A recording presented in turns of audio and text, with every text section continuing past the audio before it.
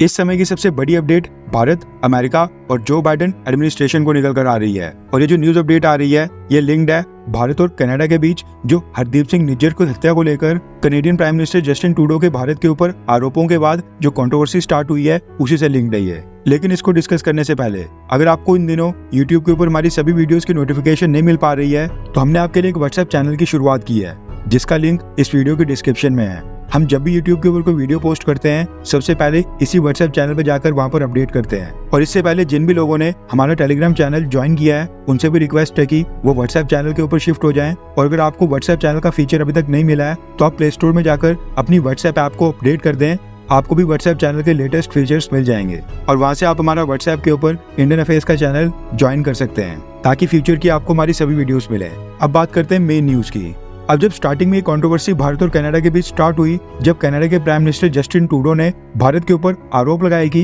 हरदीप सिंह निज्जर की हत्या के पीछे भारत की सरकार और भारत के एजेंट्स इन्वॉल्व होने के उनके पास पुख्ता सबूत हैं, तो उसके जस्ट बाद अमेरिका इस पूरी कंट्रोवर्सी के अंदर नहीं कूदा और अमेरिका की सरकार की तरफ से इसको लेकर कोई भी बयानबाजी नहीं हुई। अब देखा जाए तो कनाडा और भारत दोनों ही देश अमेरिका के लिए काफी इंपॉर्टेंट है। एक तरफ अमेरिका का एक पड़ोसी देश है और दूसरी तरफ एक ऐसा देश जो अमेरिका को चाइना को कंटेन करने में उनकी काफी मदद करने वाला है। इसलिए अमेरिका से लेकर कनाडा और भारत के कई सारे मीडिया हाउसेस ने ये तक छाप दिया कि कनाडा की सरकार ने इस पूरे मुद्दे के ऊपर अमेरिका का समर्थन मांगा था। अमेरिका के साथ साथ 5 आइज और G7 देशों का समर्थन मांगा था, लेकिन इन सब देशों ने कनाडा के साथ मिलकर एक जॉइंट स्टेटमेंट देने से इनकार कर दिया। अब जो ये पूरी डेवलपमेंट हुई और ये नजर आने लगा कि अमेरिका इस पूरी कंट्रोवर्सी के बीच कुछ नहीं बोल रहा है, तो सोशल मीडिया के ऊपर ये डिस्कस किया जाने लगा कि अमेरिका ऐसा करके इनडायरेक्टली भारत को सपोर्ट कर रहा है और ये दर्शा रहा है कि भारत उसके लिए कितना इंपॉर्टेंट है। लेकिन पिछले 24 घंटों के दौरान सिचुएशन पूरी तरह से बदल गई है और अमेरिका ने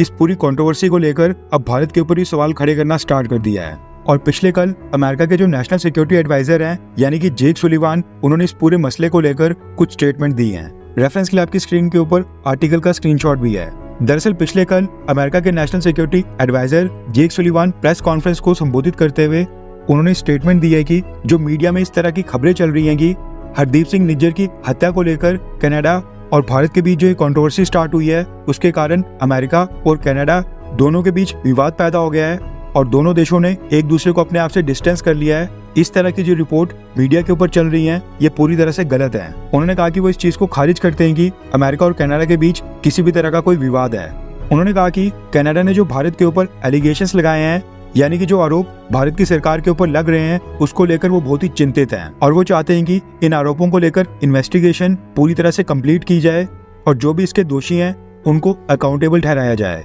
यानी हरदीप सिंह निज्जर की हत्या के पीछे जो भी लोग शामिल हैं उनको दोषी ठहराया जाए और उनको कड़ी से कड़ी सजा मिले।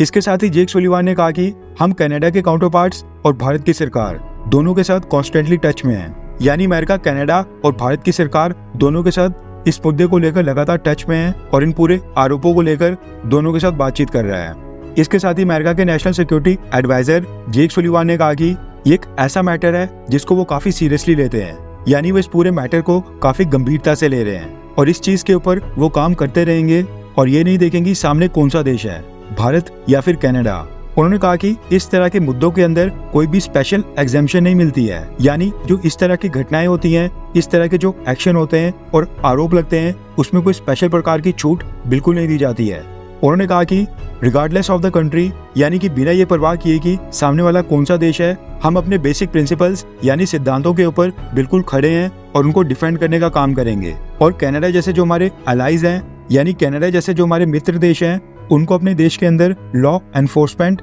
और वहाँ पर डिप्लोमेटिक प्रोसेस में हम उनकी पूरी तरह से मदद करेंगे और उनको कंसल्ट करके उनके साथ क्लोजली काम करेंगे। यानी ये फाइनली कहा जा सकता है कि अमेरिका की तरफ से भी कुछ ऐसी स्टेटमेंट आ चुकी हैं जिनसे फाइनली लग रहा है कि अमेरिका अब थोड़ा थोड़ा कनाडा को सपोर्ट करना स्टार्ट कर चुका है, क्योंकि अमेरिका के नेशनल सिक्योरिटी एडवाइजर जेक सुलिवान सर की इस तरह की स्टेटमेंट सामने आना कि इस तरह के एक्शंस में कोई स्पेशल प्रकार की छूट बिल्कुल नहीं दी जाएगी, बिना ये परवाह किए कि सामने कौन सा देश है, हम अपने प्रिंसिपल्स यानी सिद्धांतों के ऊपर पूरी तरह से कायम हैं, खड़े हैं और उनको डिफेंड करेंगे। ये साफ दर्शाता है कि वो यहाँ पर कनाडा का समर्थन करने की कोशिश कर रहे हैं। अब जेक सुलिवान सर जिस तरह से भारत के अंदर भारत के national security adviser Ajit Doval sir हैं, ठीक उसी तरह से अमेरिका के अंदर उनके एनएस से जेक सुलिवान सर की पोजीशन है। इसलिए जेक सुलिवान सर की क्या स्टेटमेंट आती है ये भारत के लिए काफी इंपॉर्टेंट हो जाता है। और फिलहाल ये साफ तौर पर देखा जा सकता है कि अमेरिका भी अब कनाडा की तरफ धीरे धीरे झुक रहा है। वैसे देखा जाए तो मसला ये है कि अमेरिका भी कोई कनाडा से कम नहीं है। अमेरिका भी कई सारे खालिस्तानियों को अपने यहाँ पर शरण दे रहा है, उनको शेल्टर कर रहा है। वहाँ पर भी कई सारे एंटी इंडिया सपोर्टर्स आज भी एक्टिव हैं, जिनमें सबसे बड़ा नाम है गुरपतवंत सिंह पन्नू का, जो कि सिख फॉर जस्टिस का हेड है और भारत के अंदर वांटेड है। आपकी जानकारी के लिए बता दूं कि गुरपतवंत सिंह पन्नू वो एक्चुअली एक अमेरिका का सिटीजन है, जो कि अमेरिका के अंदर खुलेआम वहाँ पर घूम रहा है। वहाँ पर कई सारी एंटी इंडिया एक्टिविटीज करता है, सिख फॉर जस्टिस को अमेरिका की धरती से ही चलाता है। कनाडा, अमेरिका, यूके, ऑस्ट्रेलिया, ये जितने भी वेस्टर्न देश हैं,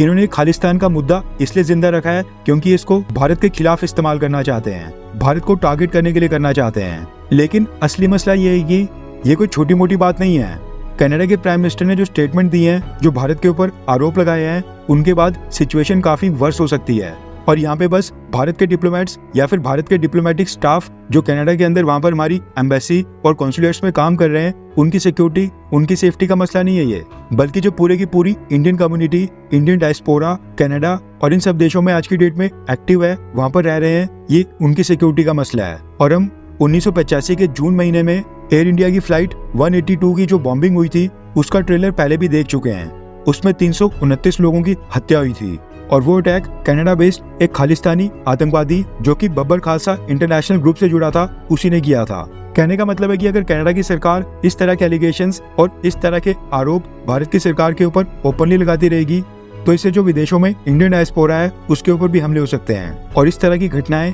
एक बार फिर से स्टार्ट हो सकती हैं।